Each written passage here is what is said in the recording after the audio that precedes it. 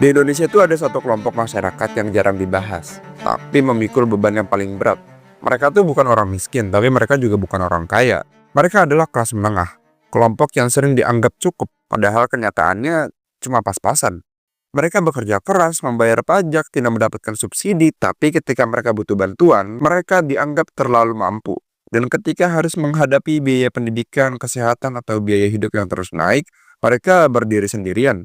Menurut data BPS terbaru, jumlah kelas menengah pada tahun 2024 tercatat 47 juta orang, atau sekitar 17% dari total populasi. Sementara itu, kelompok menuju kelas menengah, yang juga rentan, mencapai 137,50 juta jiwa, atau 49,22% dari populasi. Ini bukan hanya soal identitas sosial, ini soal realita ekonomi yang menekan banyak keluarga kelas menengah. Kelas menengah Indonesia itu sering didefinisikan sebagai mereka yang punya pendapatan tetap, terlihat stabil, dan hidupnya tampak baik-baik saja. Tapi kenyataannya, pendapatan mereka hanya cukup untuk hidup, bukan berkembang. Misalnya, gaji di kisaran 6-10 juta per bulan, mungkin tampak lumayan di atas kertas. Namun di kota besar, sebagian penghasilan itu habis hanya untuk kontrakan, biaya sekolah anak, transport, makan sehari-hari, listrik, air, internet, dan biaya yang ya tidak terduga. Akibatnya, tanpa disadari, tidak ada ruang berarti untuk menabung. Data BPS dan analisis ekonom menunjukkan bahwa beban pengeluaran kelas menengah untuk perumahan dan makanan cukup besar. Menurut LPM, FEBUI, dan Indef, kelas menengah bawah pun masih sangat rentan, terutama menghadapi biaya dasar, meskipun mereka bekerja formal. Masalahnya, ketika kelas menengah mencoba mengakses bantuan apapun, mereka tuh ditolak karena dianggap punya penghasilan yang layak. Padahal kenyataannya, 100% penghasilan mereka habis untuk kebutuhan dasar, tidak lebih dan tidak kurang. Kelas menengah seringkali tidak mendapatkan bantuan sosial seperti bantuan pendidikan, bantuan sembako, subsidi kesehatan, bantuan sewa rumah, keringanan pajak, biaya kuliah yang murah. Alasannya, sistem verifikasi bantuan umumnya hanya melihat angka pendapatan tanpa benar-benar mengevaluasi beban hidup real. Sebagai contoh, bayangkan ada sebuah keluarga yang pendapatannya total 7 juta per bulan. Di atas kertas mereka cukup mampu, tapi faktanya mereka punya 2 anak yang sekolah, sewa rumah mencapai 2,5 juta, ongkos transport mencapai 1,5 juta, dan sisanya hampir habis untuk kebutuhan sehari-hari. Sistem bantuan menolak mereka karena dianggap terlalu kaya, padahal beban hidup mereka sangat berat.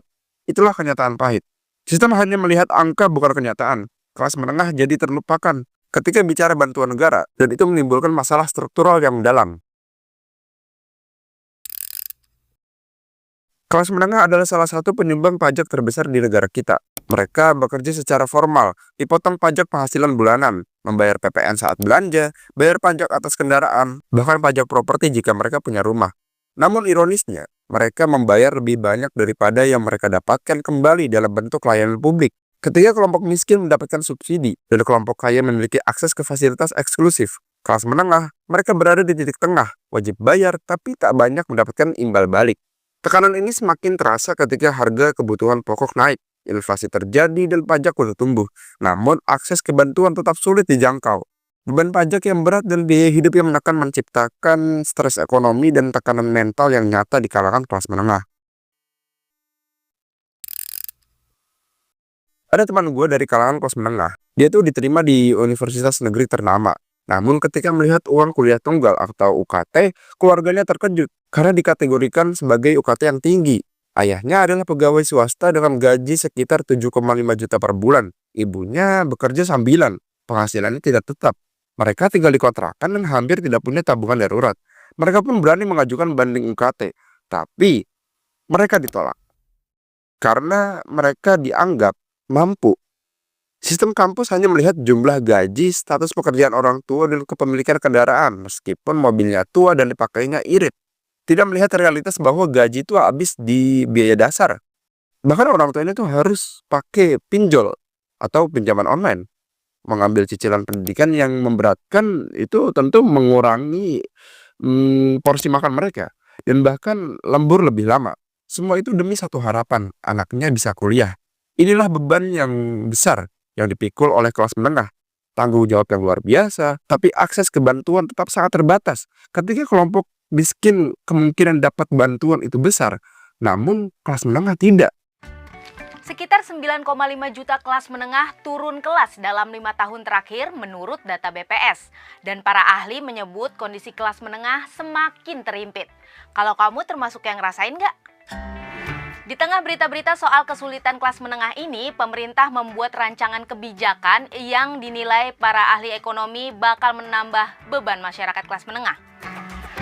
Kelas menengah Indonesia itu kayak tulang punggung ekonomi negara. Mereka aktif bekerja, membayar pajak, menggerakkan konsumsi nasional, dan bahkan menurut BPS, kontribusi pengeluaran dari kelas menengah dari kelompok menuju kelas menengah mencapai 81,49% dari total konsumsi rumah tangga.